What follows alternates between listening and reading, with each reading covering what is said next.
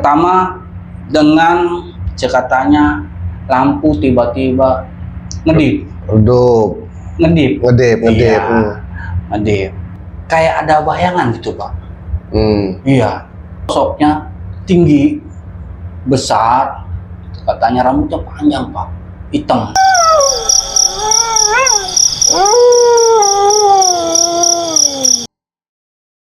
Selamat malam, kembali lagi di channel Imistis. Cerita-cerita kisah nyata tentang kejadian-kejadian mistis, kejadian horor yang terjadi di lingkungan kita. Kali ini kami kedatangan tamu dari Tangerang yang akan bercerita tentang kejadian nyata yang dialaminya waktu itu. Namanya biasa dipanggil Bang Kampleng. Jadi Bang Kampleng ini mau bercerita yang katanya mau nganterin temennya ya kan. Silakan.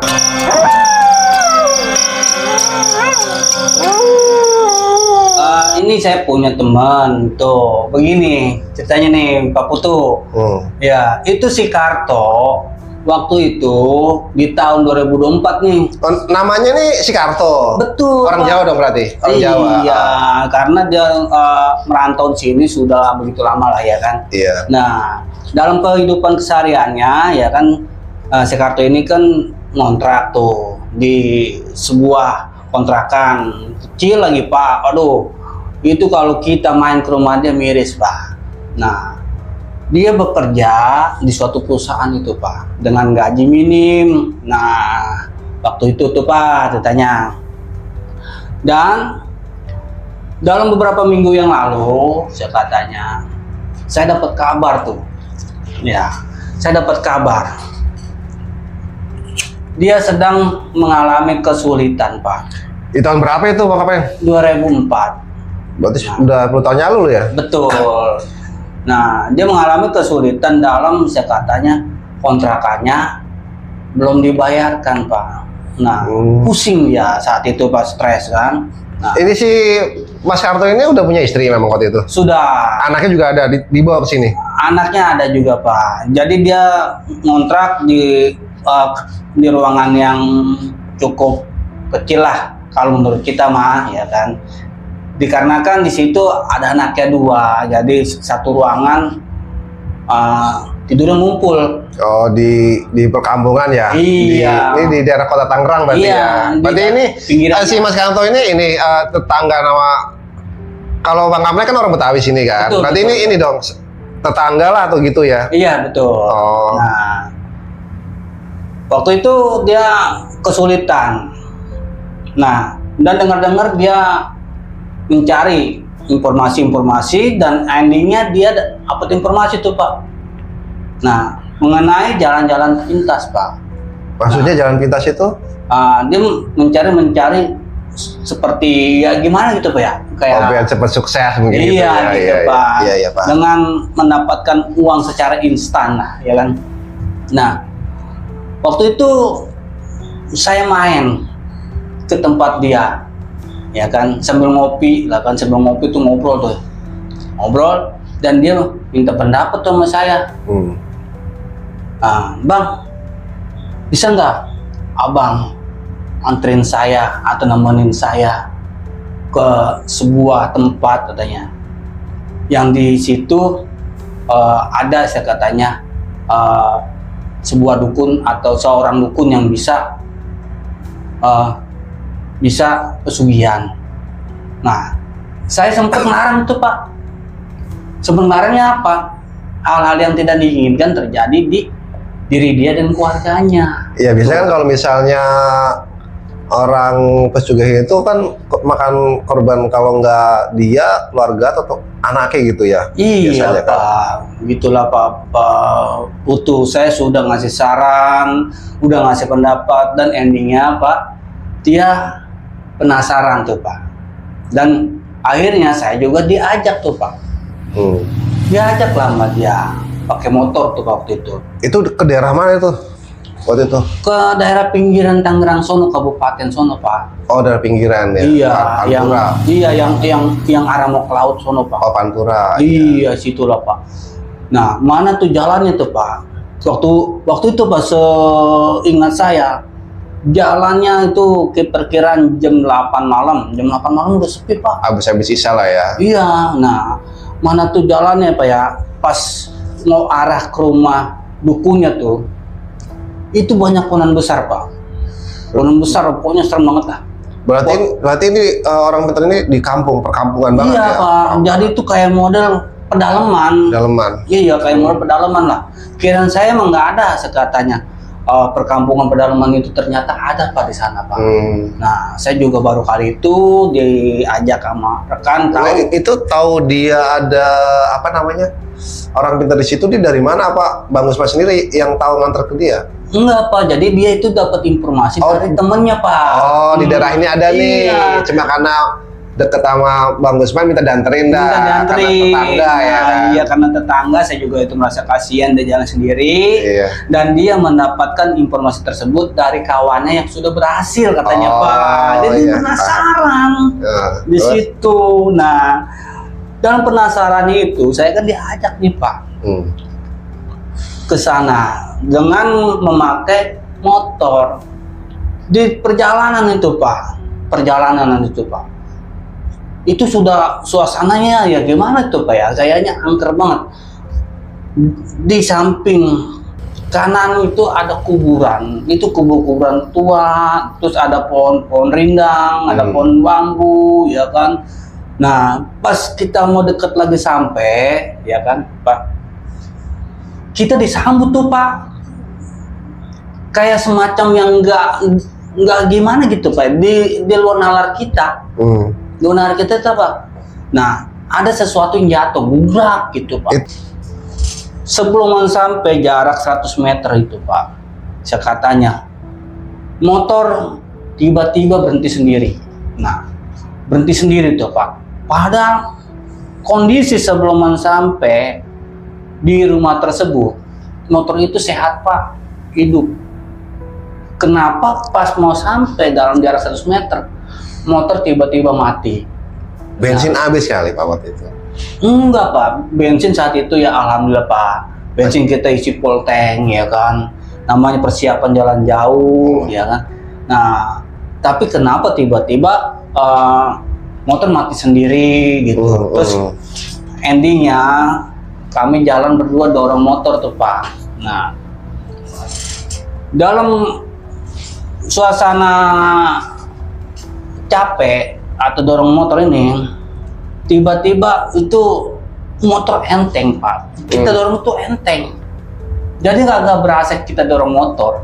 Tapi dalam keadaan mati. Dalam keadaan mati tuh motor. Didorong. Iya, kita dorong berdua lah.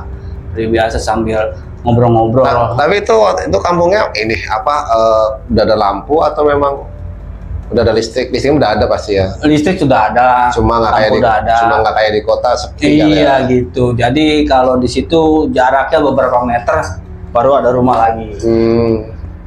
Iya, kayak kampung pedalaman gitulah. Nah, setelah sampai masuk ya kan. Tapi anehnya itu kita kagak ngucap salam Pak. Terus? Iya, saya ikutin dong tuh saran Karto atau omongan dari Karto. Bang Kampleng, nanti kalau ngetok ya, ngetok rumah si Mbah. Oh, dipanggilnya Mbah. Iya Mbah, ya kan. Jangan ngucap salam. Ya.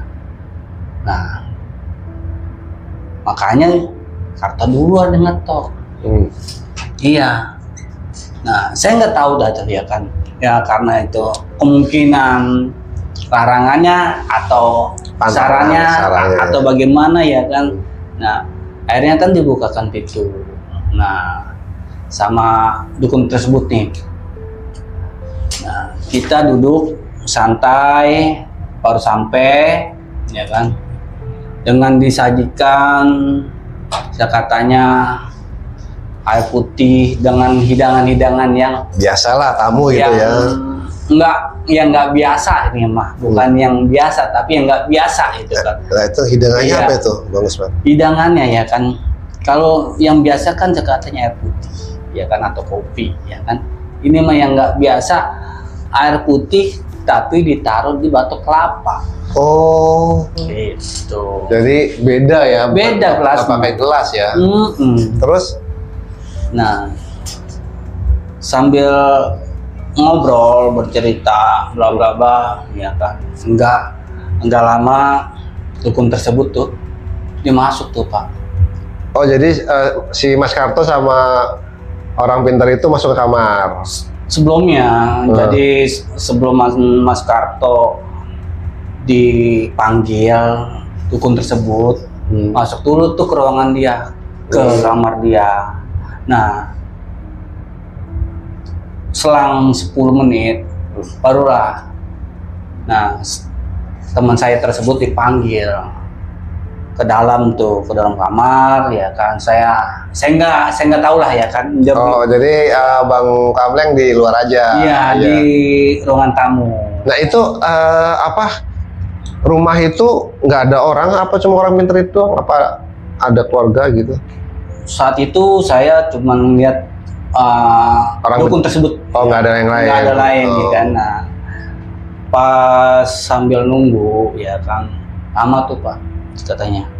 Sambil nunggu, saya sambil ngerokok, dan saya juga, aduh, karena kehausan kan, saya coba minum, ya kan, air yang di tempurung atau di batok kelapa tersebut. Nah, saya minum sambil saya merokok, sambil diem, tiba-tiba tuh ada yang aneh tuh, Pak. Jadi tuh dari situ, aduh, Pak, saya ambil hampir aja lari saya. Dikarenakan apa, Pak? Saya dikejutkan. Pertama dengan cekatanya lampu tiba-tiba ngedip, kayak ada bayangan gitu, Pak. Iya, sosoknya tinggi, besar, katanya rambutnya panjang, Pak, hitam. Nah, itu di ruangan apa itu? itu terjadi di ruangan tamu, Pak. Oh, karena waktu itu Bang Usman di ruang tamu sih ya. Yang itu kan masuk ke kamar gitu. Iya. Si Kartonya itu. Iya, nah makanya saya ditinggal sendiri tersebut, saya mengalami itu, Pak. Nggak lari itu? Iya, Pak, hampir, Pak, hampir lari. Untuk menenangkan diri saya itu ngerokok lagi, Pak. Nah, lama tuh, Pak, lebih dari 2 jam, Pak. Nah, terus, Pak, setelah itu terciumlah aroma-aroma, ya kan. Ada yang pertama tuh bau busuk, Pak, kayak bau bangke. Nah, kayak bau bangke tuh, Pak. Nah, terus tidak lama lagi harum, itu wangi, Pak. Nah, agak-agak redup tuh lampunya. Kirain saya mah lampu tersebut mau putus, Pak. Ternyata redup sendiri. Nah, itu dari atas plafon, Pak. Itu ada yang nongol. Ya, nongol itu baju putih. Nah, baju putih, sosoknya itu pakai sekatanya belangkon, Pak. Nah, dia cuman berpesan tuh waktu itu, ya. Nah, jangan diteruskan, tapi berpesannya ke saya. Nah, itu sosoknya nyata banget apa cuma bayang-bayang gitu? Awalnya bayang, Pak. Lambat laun kayaknya jelas gitu, Pak. Jelas gitu, Pak, kelihatan kita gitu kan. Nah, tapi ya kagak nampak seperti ini. Ya, ada bayangan tapi gitu jelas ya, gitu, coba. Pak. Gitu, Pak, ceritanya. Nah, setelah sosok itu menghilang atau hilang, kan, hilang begitu saja tuh, Pak. Barulah si Karto itu keluar dari kamar. Sama si dukun itu. Nah, iya, betul, Pak. Nah, setelah itu duduk cuma 5 menit, kita pamitan berdua. Sambil di jalan, Karto cerita. Jadi gini nih, Bang Kamleng. Ya, saya untuk menjalankan ritual ini keesokan malamnya kayak gitu. Ini saya harus beli persyaratannya ya Macam kan, ya. buat menjalankan ritual-ritual yang saya inginkan. Nah, langsung tuh saya tanya, emangnya yang Mas pengen yang seperti yang gimana? Itu seperti kayak teman saya katanya. Kalau belanja uangnya balik lagi. Oh, berarti ini yang belanja uang balik lagi gitu. Iya Pak, makanya saya baru tahu tuh Pak, bahwasanya ada. Nah, bahwa bukan isu doang, ternyata ada ini ya kan. Tadinya mah kirain saya cuma isu. Nah, ternyata saya itu ngalamin sendiri nganter iya. si kartu itu ya, Iya. ke tempat itu ternyata ada ya kan. Nganter pelakunya Pak. Nah, Kagak lama saya katanya, sambil di jalan nih, dia cerita di dalam kamar tersebut, tuh dia disarankan, terus ada beberapa pantangan katanya. Jika nanti setelah berhasil, itu ada pantangannya katanya kan. Jangan sekatanya jalan di tengah-tengah kuburan.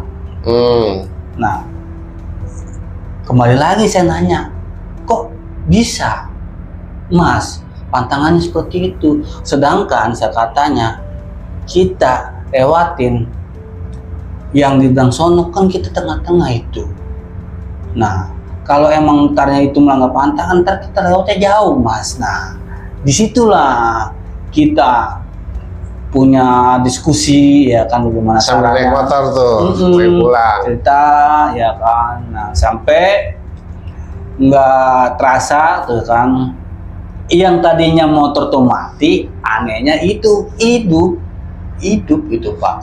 Nah, Berarti waktu pulang dari situ motor didorong dulu atau langsung jalan? langsung jalan Pak. Anehnya itu Pak. Oh. Motor tersebut pertanyaannya kok jadi hidup Iya, gitu. tapi- Jadi normal kembali. Tapi kalau orang awam positif thinking aja ya, mungkin lagi Iya. mogok atau apa Iya. ya. Nah.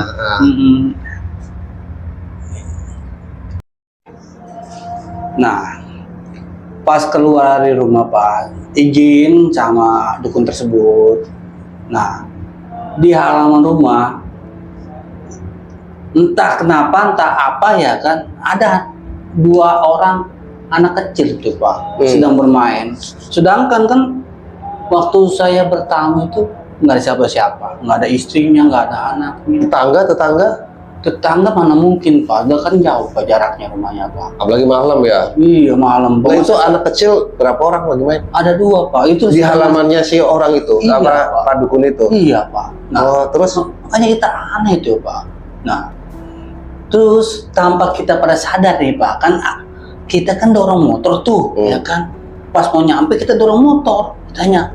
Nah, tiba-tiba kan kita keluar, lupa, bisa katakan agak sadar bahwasannya nyampe aja kita dorong motor ya kan. Iya. Masa pas keluar dari rumah tersebut, nah si Karto langsung ngontakin kunci motor, langsung ditaikin, hidup Pak. Oh, Nah, mungkin rusak kali buat motornya, mogok. ada kemungkinan itu Pak. Kalau saya tahu apa ya kan, namanya kita mah positif aja, positive thinking ya kan. Iya.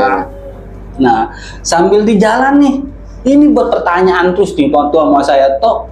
Gue bingung nih tuh, kok motor hidup tadi kita jalan, waduh dorong tuh 100 meter lebih kali tuh mah. Kata Karto, lah iya ya Pleng ya, waduh bang, kok bisa hidup ya? Tapi tadi lu udah cek belum? Lah bagaimana mau ngecek, kita abang tahu sendiri tadi pas keluar kita langsung naik motor di parkiran. Kata dia gitu tuh Pak. Nah sambil jalan ya kan kita sambil bingung tuh Pak, jadi berpertanyaan. Nah akhirnya kan kita kan nih positive thinking tuh Pak ya kan.